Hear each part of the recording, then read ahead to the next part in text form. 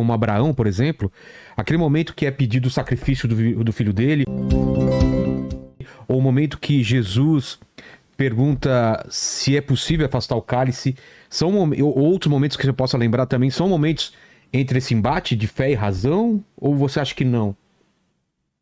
Não, na verdade, até para responder a sua pergunta de maneira muito clara, a Bíblia incentiva o elemento número um da filosofia, o questionamento.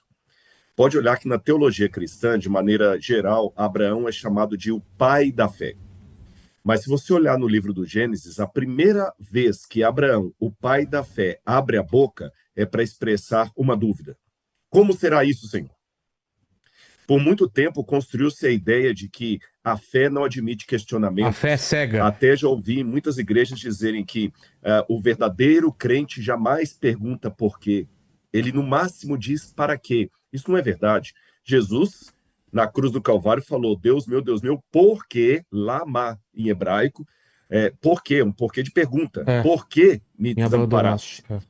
Então, a fé, ela comporta também a dúvida. E a dúvida me leva ao avanço, ao crescimento. É justamente a busca que me faz sair de onde eu estou para onde eu devo ir. Agora, se eu não tenho dúvida, se eu não tenho busca, se eu não tenho nenhuma incerteza, eu vou permanecer onde eu estou.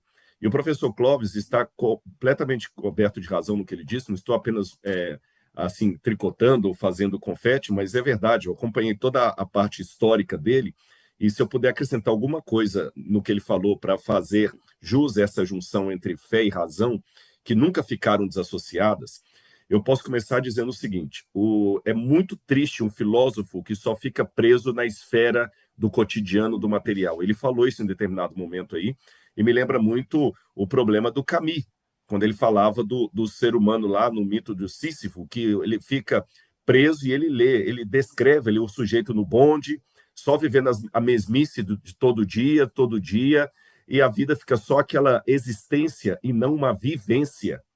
Temos que perguntar, como filósofos, nós vivemos ou apenas existimos?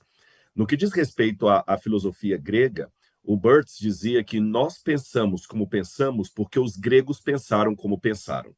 Ou seja, a sociedade ocidental ela é baseada na filosofia grega. Mesmo as pessoas que estão nos assistindo, que nunca ouviram falar de Penélope, Ulisses ou qualquer dos nomes mencionados pelo professor Clóvis de Barros, mesmo esses têm uma maneira grega de raciocinar. A nossa língua é baseada no grego. Quando eu estudo línguas semíticas, por exemplo, como o hebraico, o aramaico, o acadiano, é interessante que essas línguas sempre começam as frases pelo verbo. Por exemplo, em hebraico, se diz assim: Vayehi devar Adonai, e veio a palavra do Senhor. Em português eu diria: a palavra do Senhor veio. Em hebraico diz: Bereshit bara Elohim, no princípio criou Deus. Em português eu diria: no princípio Deus criou. Por quê? Por causa da nossa herança grega de colocar a ideia antes da ação, a nossa língua começa com o sujeito e depois o verbo. Como eles eram mais práticos, eles colocavam primeiro o verbo, depois o sujeito. Isso já mostra que eles tinham uma maneira de concepção do mundo que podia ser diferente da nossa, que é a herança do mundo grego, mas era uma maneira filosófica. Tanto é que, assim como o professor Clóvis questionou, e com razão, a expressão milagre grego, eu também vou questioná-la e colocando um elemento a mais, da minha parte, é claro. A ideia de milagre grego começou por causa de um ufanismo europeu que queria ser o centro do pensamento mundial. Tanto é que a Europa era o velho mundo e a América o novo mundo. Então, tudo de bom era da Europa. E numa época em que a Europa estava se firmando em seu nacionalismo, tinha que se achar uma origem, como eu diria, quase de realeza para os europeus. E essa origem estava onde? No mundo grego. Coincidentemente, é nessa época que você vai ter uma efervescência muito grande da busca pelas raízes europeias na Grécia. Até a filosofia pega carona nisso, quando a Heinrich Schliemann descobre a cidade de Troia, quando Arthur Evans encontra Creta e começa a estudar. Aí vem a ideia de milagre grego, e o milagre grego que encontra o seu locus mais profundo na Europa. Então você tem que pensar tudo via Grécia. E a partir daí começa a se dizer algo que pode ser questionado do ponto de vista histórico, que a filosofia nasceu na Grécia. Eu prefiro dizer que a filosofia ocidental nasceu na Grécia, mas a filosofia anterior, porque você tem tratados filosóficos muito anteriores aos gregos. Por exemplo, o Teorema de Pitágoras já era aplicado pelos egípcios em 2600 a.C. Você tem Imhotep, que era um filósofo egípcio e matemático e tudo mais. Você tem tratados babilônicos, o homem dialogando com sua alma, tratados éticos que antecedem a Ética Nicômaco de Aristóteles. Você tem outros tratados baseados séculos antes. Então já havia uma filosofia anterior, em moldes e categorias mentais distintas dos gregos, é claro. Mas não significa que não era uma filosofia. Uma vez eu ouvi uma filósofa, que eu prefiro não dizer o nome dela, para não dar polêmica, ela escreveu num livro assim, que, na verdade, o que havia antes da Grécia era uma sabedoria, mas não pode ser chamado de filosofia. Primeiro já é estranho, porque filosofia significa amante ou amigo da sabedoria.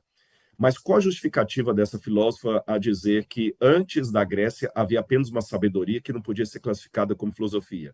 Porque antes eles pensavam o mundo de uma maneira religiosa, mas os gregos começaram a pensar o mundo de uma maneira não religiosa.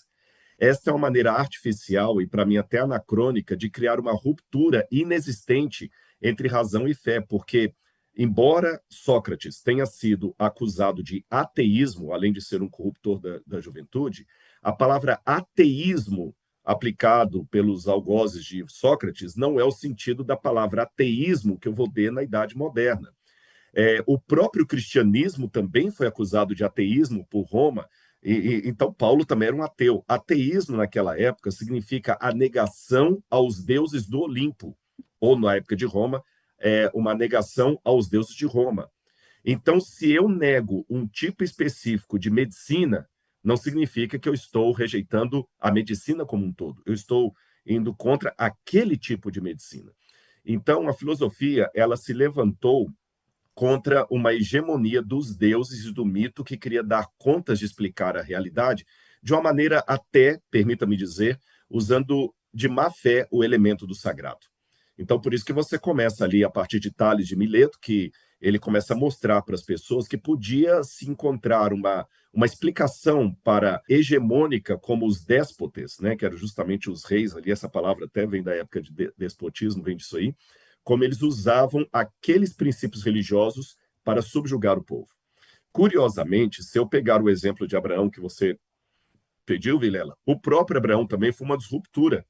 Quando Abraão sai do Oriente Médio e questiona os deuses ali da Suméria e vem para a terra que o Deus de Israel lhe mostrou, a religião abraâmica ela já é uma ruptura com aquela forma de religião sumeriana. Por exemplo, ele agora concebe um novo tipo de religião que não tinha imagens de escultura. Abraão concebe uma religião que, diferente da religião sumeriana, a divindade não é filha do universo, mas é aquela que produz o universo, porque nos mitos sumerianos, os deuses são filhos do universo. O universo ou ele existe por toda a eternidade, ou ele é autoexistente, depois dele que surgem os deuses. Mesmo a mitologia grega, a teogonia de Hesíodo vai na mesma linha. Zeus, Poseidon, os deuses do Olimpo, Hera, eles são frutos do universo. O universo existia antes deles. A religião abraâmica, não. O Criador antecede.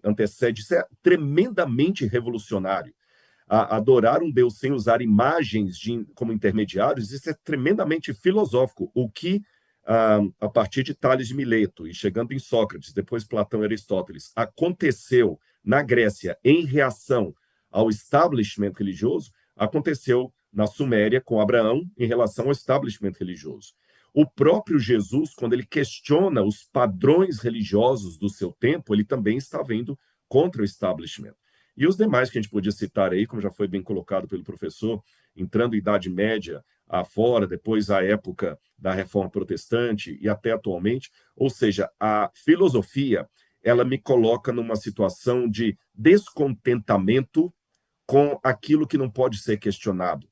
E, para terminar minha resposta, eu encontro na Bíblia diversas passagens que me incentivam a questionar.